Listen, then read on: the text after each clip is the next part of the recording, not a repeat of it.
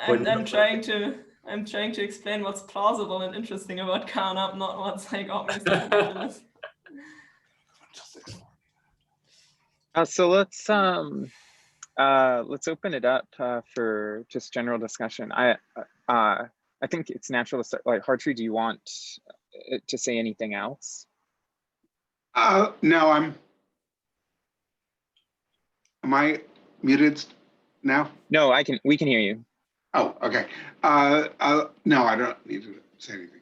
I mean, I might interject at some later point, but nothing for now. Okay, in that case, Lorenzo, you can kick us off.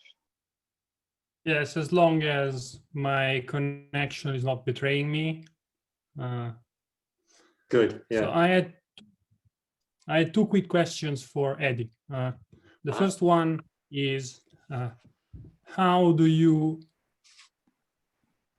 define what the gauge quantities are? The second one is about intrinsicality 3. So I'd like at some point to define precisely what an intrinsic theory is. And the way I would go about it is saying you have some options and which are logically incompatible. They give you logically incompatible theories, but they are theoretically equivalent. So you can translate between them. So my question is, if you take this different precise version of the strong past hypothesis, would you say that they are just empirically equivalent, or would you say that they are actually theoretically equivalent? Yeah, thank you so much. So the first question about defining gauge, I think it is like the notion of intrinsicality itself that is vague. So in physics, there is the notion of gauge field theories, and but there's also the kind of ordinary meaning of gauge of the circular structure, axis structure. And there's a debate about whether the two are the same. There's a paper by Weatherall 2016, and there's follow-up discussions by other people in the literature, BJPS, philosophy of science. I don't have a subtle view on that. I'm happy for there to be different ideas of what gauge amounts to. And I think the general idea of circular structure is a very useful one, and that kind of guiding thought in our theory choice, that whenever we see circular structure, we want to identify them as theoretically equivalent theories, and have something in common, either by quotienting or by explicit construction of something that's intrinsic. So because of the vagueness in gauge, I would think intrinsic 1 and 2 will be kind of vague too. But whenever we fix the notion of gauge of circular structure, there will be a corresponding precise notions of intrinsic 1 and 2. About intrinsic 3, that's a good point. So that's exactly what led me to this idea that intrinsic 3 is so different from intrinsic 1 and 2. It's precise because I don't think of different models, the strong path hypothesis, being equivalent, either physically or something else. That I think there is a mismatch between circular structure and intrinsic 3. So different boundary of strong path hypothesis will be untraceable, but they still give you different physical theories, right? They have different space of possibility. The different set of models will be different. So that shows they are not equivalent in a strong sense. Might be observational equivalent and give you, for typical worlds within the model, within the theory, typical model within the theory, have the same probabilities, the same consequence of observations. But that's not strong enough for theoretical equivalence. That's why I think theoretical equivalence sometimes track gauge. In that sense, the theoretical equivalence is not the same as intrinsic 3.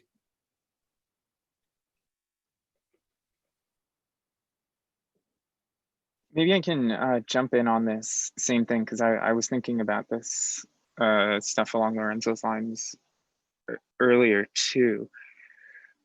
So maybe this is just a question, I guess it's for Eddie and Hartree, about what intrinsicality is. So we're all comfortable saying like Galilean space-time is more intrinsic than Newtonian space-time because it's done away with this notion of absolute rest that we didn't need. There's a sense in which Galilean space-time seems to be making an arbitrary choice too, though, because you can you can do space-time theories purely algebraically, like using these Ehrman and Bob Garrosh tricks from the 70s and 80s. And so then I wonder, could you just remind me what the algebraic trick is?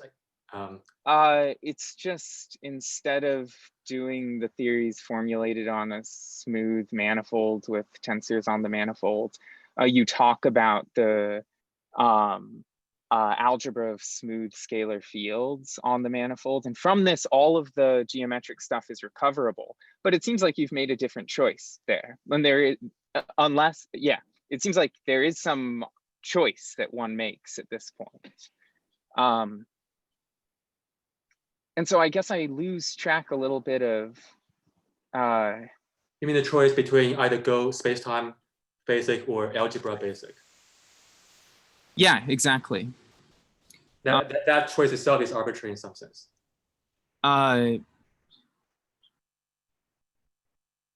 One might say that. I think there is no choice to be made there. I think that those two theories are the same theory.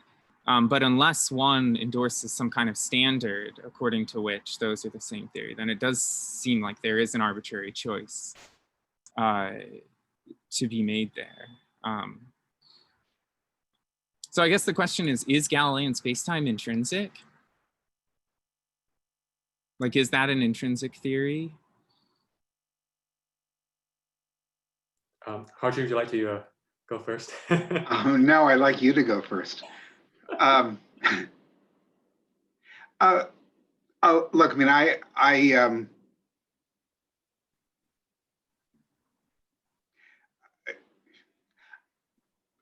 I never thought I had a very clear notion of intrinsicness. Maybe it's a matter of degree. I'm at least somewhat sympathetic with the idea that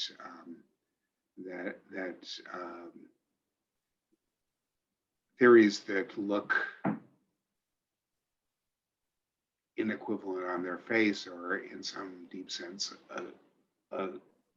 equivalent, but I don't really have any very clear views about that. I mean, I sort of have a revulsion against the Einstein algebra way of doing things, but I don't know if this is just based on my lack of deep familiarity with it. If it turned out that it was in some sense equivalent, that'd be fine. I mean, I guess one thing to say is that if you took the insofar as I have hard road nominalist sympathies, it seems much easier to know how to progress starting from a Platonistic version of Galilean space-time than it is from a Platonist version of Einstein algebras.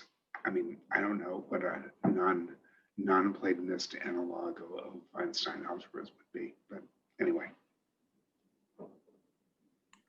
Yeah, I think the question about whether Galilean spacetime is intrinsic has been in context between two different spacetime, Newtonian spacetime, Galilean spacetime, which one is more intrinsic. And if we were to live in a Galilean world, then Galilean spacetime would be more intrinsic. But if we were to live in a Newtonian world, Galilean spacetime would be missing something, I guess, some structure. The structure that seems to be observationally equivalent might suggest to us they are theoretically equivalent, but they're not. If it's really a Newtonian space and there's absolute rest, then there is a preferred coordinate system that is corresponding to the preferred rest frame. We just don't know about it. And that's the case, say, in Bowman mechanics with preferred Lorentz frame in space-time. That is a physical requirement for the laws to make sense. Without the preferred coordinate system, the laws won't even make sense. So I guess the question of whether it's surplus or excess depends on whether you can state intrinsic laws in terms of the bare structure you have. If we don't have enough structure, this is the point from Geo North of the matching principle. If you don't have enough structure, then you're missing something. And we shouldn't call the structure redundant. But I also agree with it's hard to have fun. So I don't understand enough about Einstein algebra. But if I do, I would think that that theory itself seems on the face of it, not a physical theory about anything. Given interpretation, yes, maybe, but we have already understood that it's theory about space-time. So you have space-time already in ontology, then you can just talk about Galilean space-time structure. But if you start from the Einstein algebra itself, that doesn't seem to be physical, it seems to be a mathematical theory. Yeah, so I guess the point is less about the Einstein algebra business and more about the fact that, like, look, you give me a theory, I'll be able to formulate it differently. And not just, I'm confident that there will be a way to formulate it differently that's not just by like adding some other bells and whistles on top. Like I'll just be able to start with a different language or a different set of basic predicates or whatever. And so that seems like if that's right, then there's always some arbitrary choice that we're making, like the choice of language or whatever in which to present the theory. And so I understand the sense in which certain theories can be more or less intrinsic than others, but insofar as I understand what a theory, like this concept of an intrinsic theory, I suppose I'm very pessimistic about us ever getting such a thing. Yeah, so any current star exponentization can be re-exponentized into something other predicates, less than relation to be bigger than relation. So you have converse predicates. And as long as you don't have a neutral predicate, it seems like both ways can go, right? So the direction of time is this way or this way. Suppose both are equivalent, then which one is more fundamental? And maybe the answer is there is a privileged exponentization of space-time. Other exponentizations are just wrong, kind of very robust, realist, kind of Sider or Lewis principle. But if you can always say, well, this is evidence that there's something more neutral and more in common, more intrinsic. But if you cannot find a more intrinsic theory, that's evidence that we have reached rock bottom. So intrinsicality is like a diffeasible indicator for ultimate theory. Simplicity too, right? The fundamental theory is not the most simple, but it's the simplest we can find that's adequate. So maybe whenever we have reached rock bottom, that's when we cannot find anything more intrinsic or more simple. Okay, so I guess I don't agree with that. I mean, With me or with Eddie? With Eddie.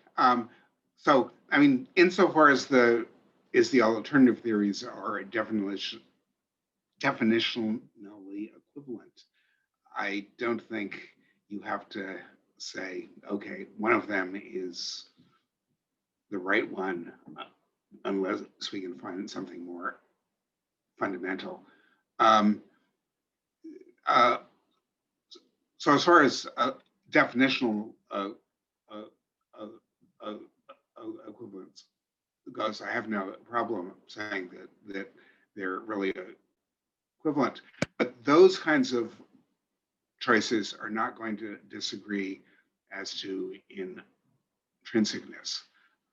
So I thought you were raising a problem for theories that are equivalent only in some fancier sense.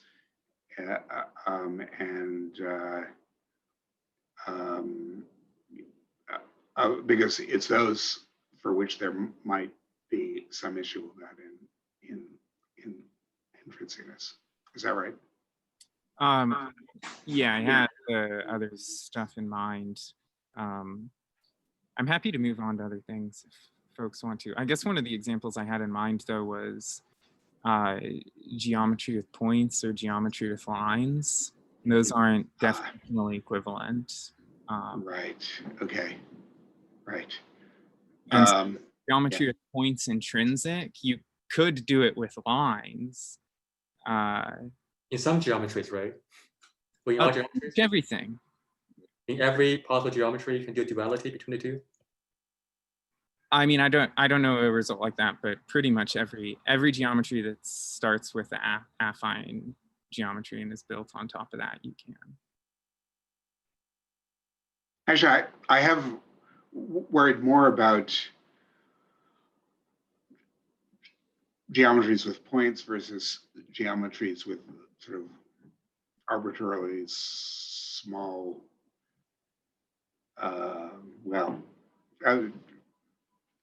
something like geometries filtered out by sets of measure 0 or something like that, or geometries with just regular open sets or something like that, and they're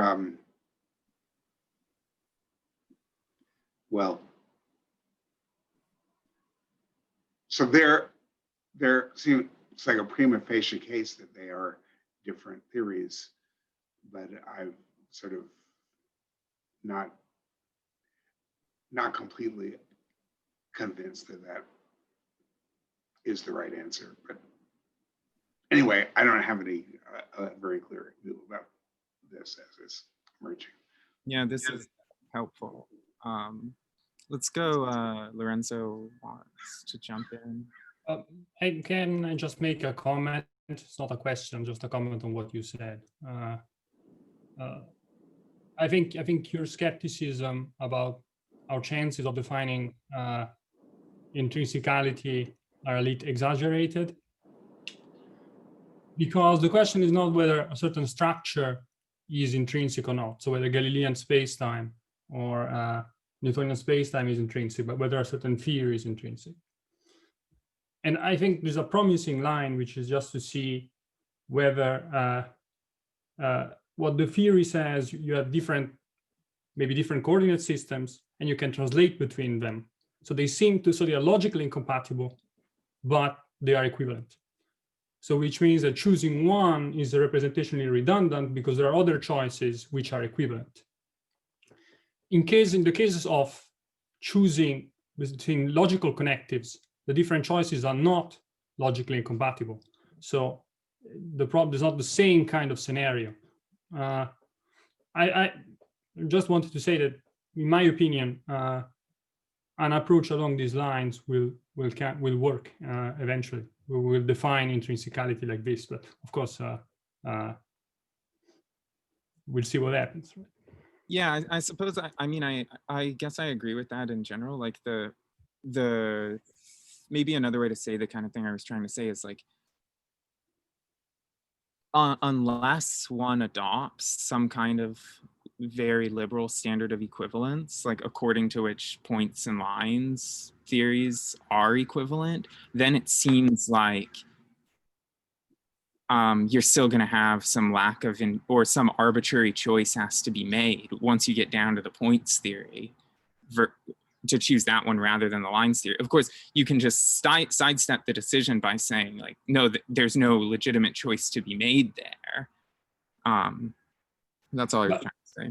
But these are choices between theories that are formulated in different languages. The question is whether we can find a language and a formulation of the theory such that we avoid certain types of self-translations, if you want. The question is whether we have, using the same language, whether we can formulate two different theories which are equivalent but which are logically incompatible. And if you try that approach, you'll see that many examples that they should fit all the classical examples of what Eddie called, intrinsicality 2, really. And it will not be true that there are no intrinsic theories.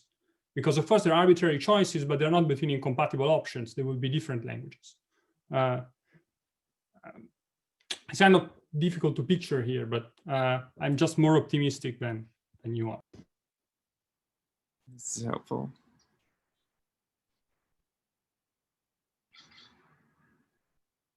So we have a few more minutes if anyone has any last thoughts that they'd like to share.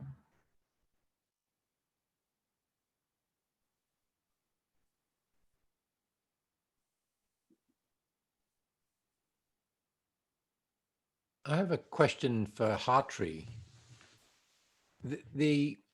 Just one, in passing, you said that the fictionalist and the conventionalist look very similar, modulo rudeness to mathematics, right? And then you said that there's this However, you're more inclined to fictionalism than conventionalism because you think that at least a certain flavor of conventionalist plays loose and fast with the notion of truth, and the fictionalist doesn't. So I'm just kind of wondering, because I also sort of think of those as more or less, variants of one another. And so I'm just wondering if you could say a little bit more about what the fundamental difference then is between the fictionalism and the fictionalist and the conventionalist that means they have this different attitude towards truth. Okay, what I meant to say is there's a kind of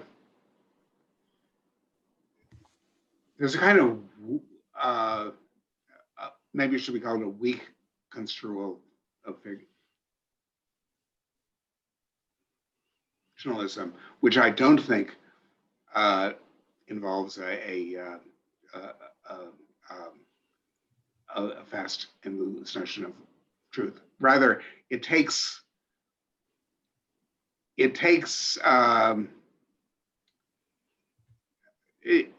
the fundamental idea is that certain kinds of truths are convention relative, right?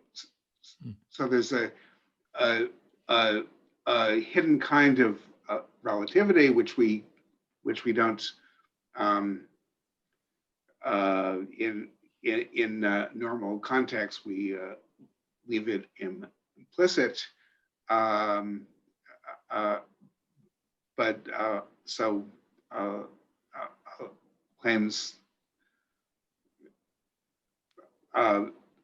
claims both within mathematics and within mathematical physics are true relative to the convention of standard math, let's say. So I think that's a clearly in intelligible view, and I was thinking that view is not in any very clear way distinct from the fictionalist view. It just talks about convention where the fictionalist talks about fictions. So my sort of a quasi joke about rudeness to mathematics was directed to that. Then there is another view which has recently been there's a recent book by Jared Warren who develops this view quite well, and I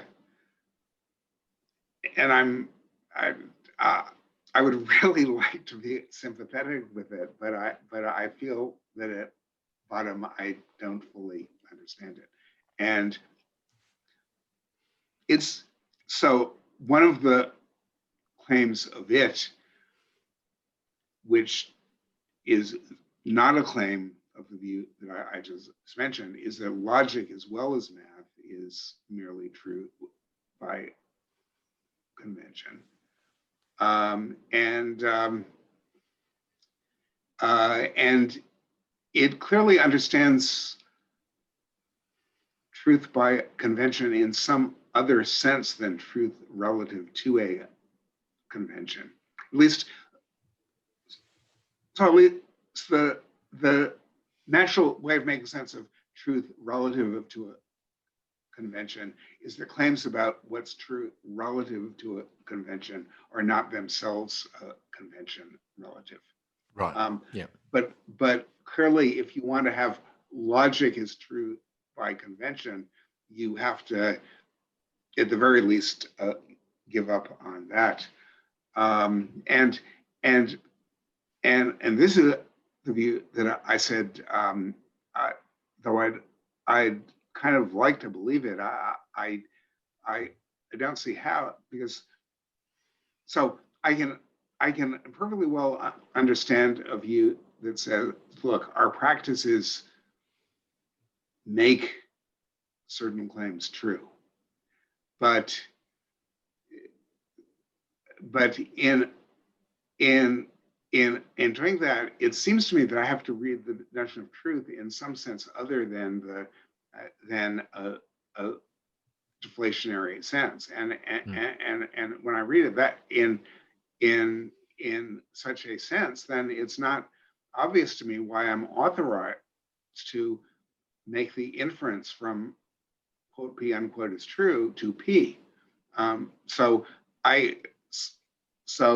if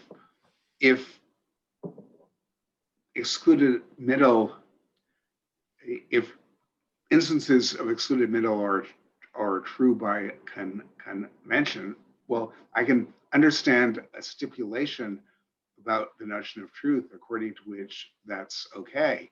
But then in order for it to have the role that it's supposed to have, I'm supposed to be able to infer P or not P.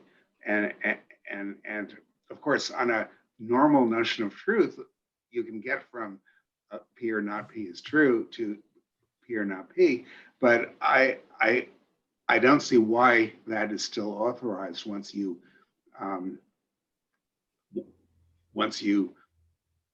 introduce this notion of truth, according to which it's just a convention that these things are true. Thanks. That helps. I had a question about that, which is related to some stuff that Paul Boghossian says. But how do you distinguish the view that a practice makes a claim true from the view that the practice ensures that you have to hold the claim true if you're using it, the words competently? I can certainly see how the second could be right. The practice could say, you're not playing by the rules unless you hold this true. But of course, if it turns out to be a contradiction or something, or I don't know, or if it seems like almost whatever had that recommendation that you had to hold it true could come into conflict. I guess I don't know how this, this idea of true by convention relates to defeasibility, but sort of seems like any obligation we might be under as competent users to hold a certain sentence true could be defeated by how badly it plays with other sentences. Yeah. So look, I think what you're doing is something that I personally am inclined to do, which is to insist on using the notion of truth in a more or less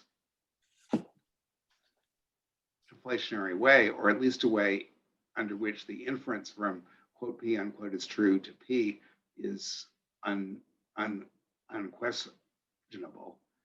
And as I say, I'm inclined to do that also. And so then on that reading of truth, then what becomes unintelligible is how it is that these stipulations or practices or whatever can guarantee that the thing is actually true, as opposed to that we have a strong degree of belief that it's true or something like that. So I was just trying to play along with the idea that, well, somebody might say, well, I mean, who the hell knows what truth is? So why can't the practices just guarantee that these things are true in some sense or other? And so I guess I was saying, yeah, you can do that, but then you've given up the right to make the usual inferences involving the notion of truth. So you can't conclude instances of excluded middle from the claim that they're in this sense true.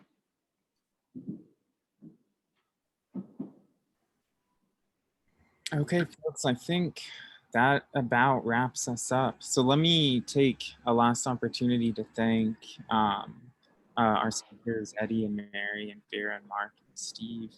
and Hartree for all the contributions and for joining us. It's been really fun. And thank you very much for setting up this conference. It's been great. Really, really enjoyed participating in it. Yeah, exactly. Thank you and all the speakers who gave great comments and made me think about a lot. And to the people who asked questions also, very helpful for me. All right, well, Drag me Happy back. birthday, Science Without Numbers. and meet back Do it again in 10 years. Okay, folks, thanks for coming. It was a blast.